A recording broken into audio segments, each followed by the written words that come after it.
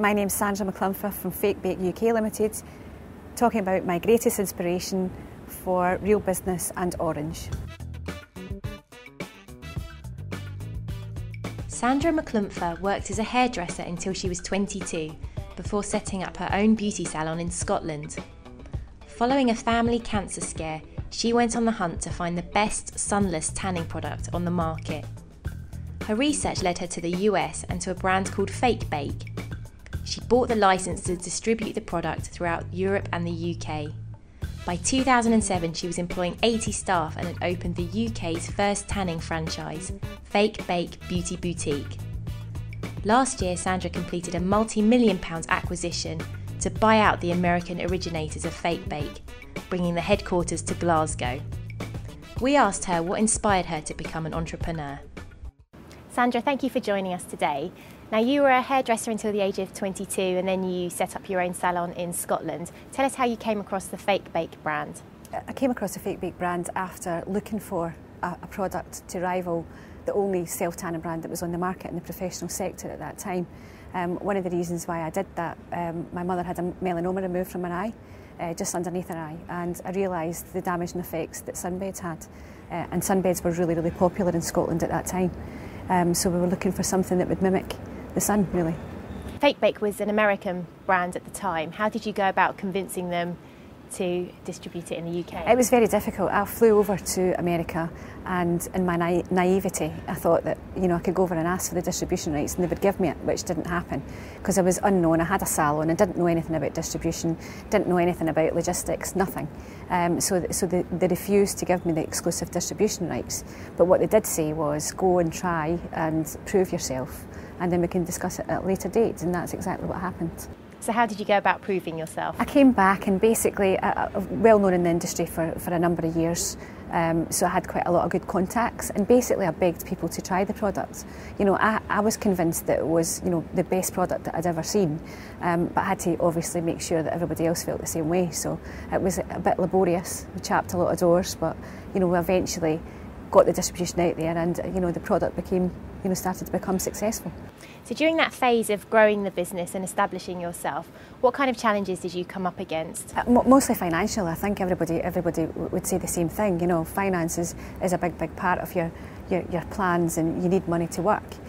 So I would say financial would be the hardest. And I was a small salon owner that had no business experience, so to try and convince a bank to give me money to this dream that I had, that I thought was going to be fantastic, was really, really difficult, and it didn't happen. I had to go to England and get a female bank manager.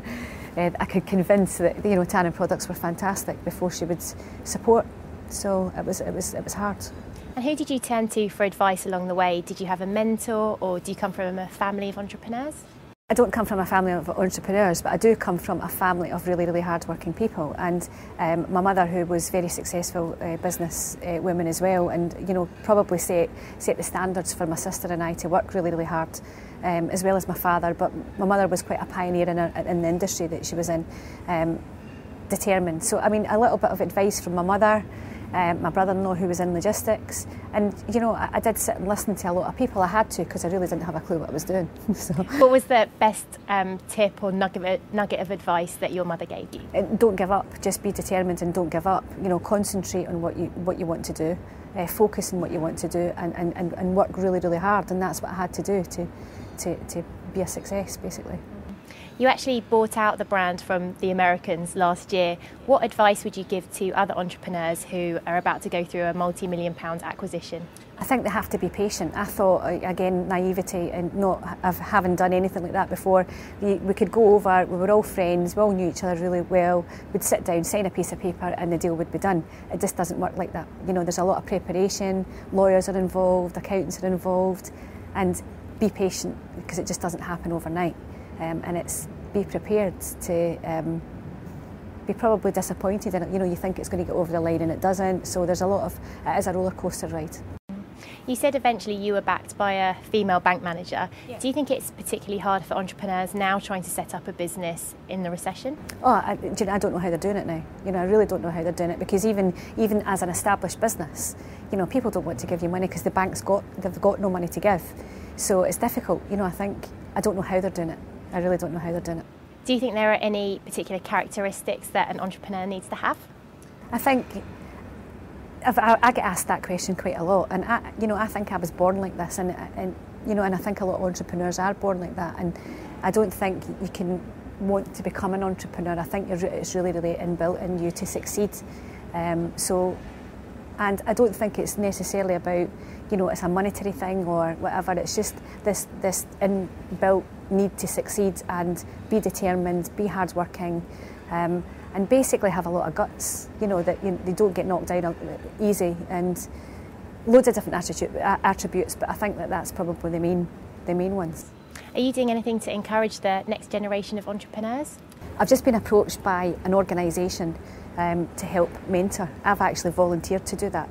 It's about children that have come out of school, that have not got any qualifications, but they've got a little bit of something. They've got this entrepreneurial spirit, and it's quite a big organisation, and I would like to help to do that. So, hopefully I'll be getting involved in that pretty soon. And what's next for the Fake Bake brand? I want to build the brand and make it as such a success worldwide as what it is in the UK. We've had great success in the UK.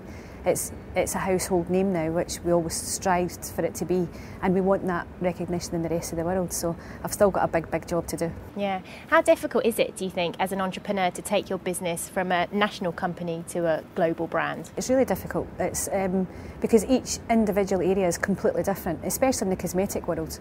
There's a lot of rules and regulations, and you really need to build the brand. I think to sell product into stores, that's the easy part. It's getting the consumer to go in and buy them is the hard part. So you've got to tackle it from both ends, and each country is obviously a lot different. America, we're working in America at the moment, so even though the brand started off there, it was a professional brand. So we wanted to make it a household name the way it is over here. Other than the States, are you looking at any other international markets? Yeah, just everywhere. Australia, we've opened an office in Australia, Russia, South Africa, everywhere really. But we're taking sort of baby steps and making sure that we're getting the right distributor, and we're getting to know the area first of all before we start to distribute our products there. How badly has your business been hit by the recession? How have you coped? I think everybody's aware that there is a recession, but luckily for us women, and I don't know if I should say this because I'm maybe giving a few secrets away, women might not spend so much money on handbags and clothes, but they're certainly still spending money on cosmetics and their skincare, and I think it's value for money. I think people don't want to take the chance on buying a cheaper product. They know that the brands that they're used to buying, they know the results that they get from those brands, and they want to stick to that. So I think all the husbands out there, the bank balances are going down because of the skincare and cosmetics, but they're not so much spending money on clothes now. And you see that with all the high street shops like your Primarks and Topshops and all that are all doing probably better than the luxury brands. So we're coping okay in the recession. And with your background in beauty, are you looking to expand your product range at all? Well, we do every year. We do, every year there'll be a new concept and a new range of products that we bring out. We've just brought out a wash-off tan, and we are good at getting companies involved that have anti-aging ingredients. We've just added that to a new facial tanner. So we're evolving our brand all the time, all based around about tanning and body care really. So, and if there's anything else that excites us, we'll probably look at that as well. Yeah. So as you've grown the business, how hard is it for you as an entrepreneur to keep control of it? It's very difficult. You've got to surround yourself with people that know more than what you do, because and I've done that from the very start. The people that I've employed that have got involved in the business are better in their field than what I am, and I totally appreciate that. But it's still difficult to let go of the bits that you think you know best. It's hard.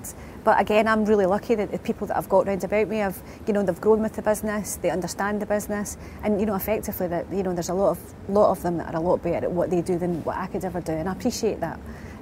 So the success that I've had is really down to them. Well, Sandra, best of luck with growing the brand, and thank you very much for speaking to Real Business in Orange today. Okay.